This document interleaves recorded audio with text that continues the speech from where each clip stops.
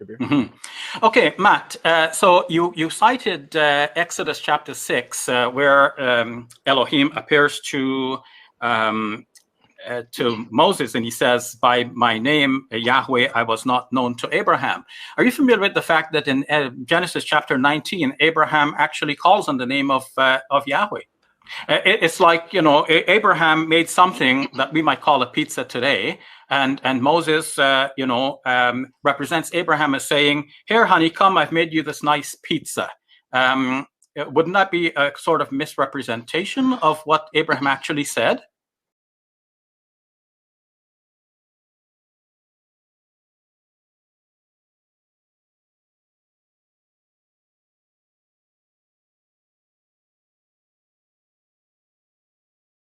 Can you explain Exodus 6:3 in reference to Genesis 22:14?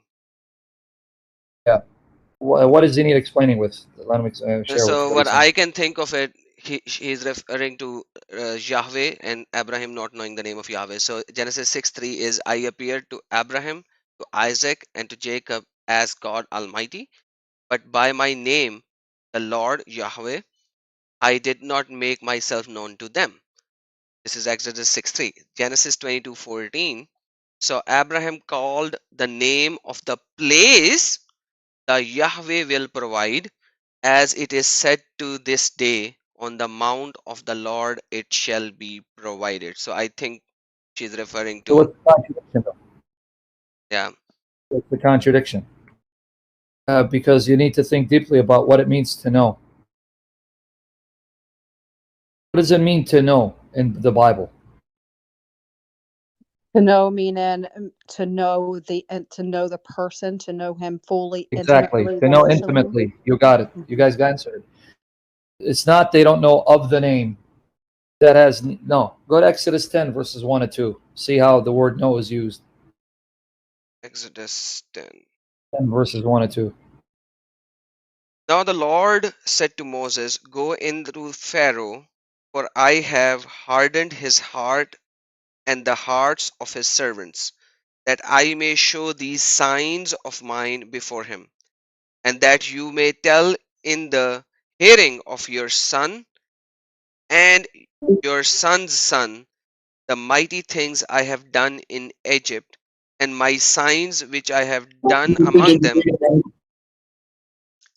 So what does it mean that they may know? That may tell in the hearing of the sons and your sons' sons that mighty things that I have done in Egypt, my signs which I have done among them, that you may know that I am the Lord. Yep. Know So what him, does it mean? know him by, can I add, know him by his works and by his In other doings and by words, his power? God performing signs and wonders so you can know the reality of the God that you worship, and you can know the characteristics of this God firsthand, personally, and intimately. So it's not simply abstraction. You know there's a God. No, it's knowing him truly, knowing him intimately, seeing God act and manifesting his characteristics, like through the signs he did. So knowing in the Bible isn't just mental assent. This is why people are getting confused, because you keep thinking, oh, they didn't know that word, Yahweh. That is a surface level way of reading the Bible. Know biblically doesn't mean, oh, I know name Yahweh, or I know that Jesus. That's not knowing in the biblical sense, right? Go to 1 Samuel 3, 6-7. Right? Okay, I'm going Samuel there. 3, 6-7. 3, 7. And it says, now Samuel did not yet know the Lord, nor was the word of the Lord yet revealed to him. Oh. Say it again. He did not know who? The Lord Yahweh, nor was the word of the Lord yet revealed to him. How did he not know the Lord? He was raised among the Israelites who were taught. Yeah, and Lord was talking to him. Yeah. Right? So, but it says he had not yet known the Lord. Awesome. You see, so it's just thinking more deeply about what the Bible means with the use of knowing, right? To know, or, you know, like in the case with Hebrews, how is it that these sacrifices do not take away sin? And yet the apostles who knew that still went up to the temple and observed the sacrificial ceremonies. So think more deeply. If the apostles are the ones who tell us that the sacrifices do not take away sin, and yet they're still observing the sacrificial ceremonies, then that means they are observing them with the illumination, understanding these sacrifices were a reminder of what was to take place. And that reminder, that reality has been fulfilled. So we observe them with that understanding that they are pointing us to the one who has come and who could do what these sacrifices could not do. So that's easy. The other one, that, you know, they did not know me by Yahweh. Well, instead of assuming they didn't know the word Yahweh, number one, what does it mean to know God? Well, it means to know him truly, to know him as a reality, and to know his nature.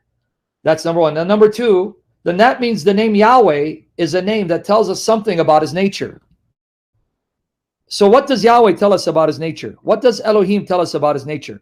What does El tell us about his nature? What does El Shaddai? See, the names of God convey characteristics of God.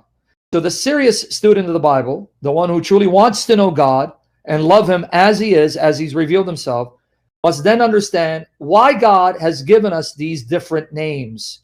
What is he trying to teach us about his character and giving us different names? After all, if he didn't want you to know something about his nature by giving you a multitude of names, then he could have just gave you one name and stuck with it.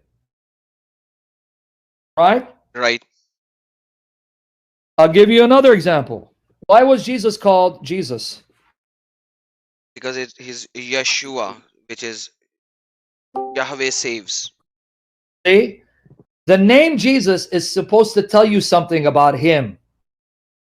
So the name Jesus isn't given simply so you can have a name. It's given so you can know something about his nature, his characteristics, and his function. So when it says they did not know me by my name Yahweh, it's not they didn't know that name. They did not see what that name conveyed, the reality of the name Yahweh. What does Yahweh tell us about God? Well, they didn't see the fulfillment of what the name Yahweh conveys about the nature of God. So it's supposed to tell us something about him. So that the patriarchs experienced the reality of what the name Yahweh conveys about the nature of God? No. They didn't. Because Yahweh is the covenant name of God, the covenant-keeping God. So God made a covenant, but they never saw the fulfillment of the covenant. So who experienced the reality of the name Yahweh? Yahweh is the name of the personal God of Israel who keeps his covenant promises.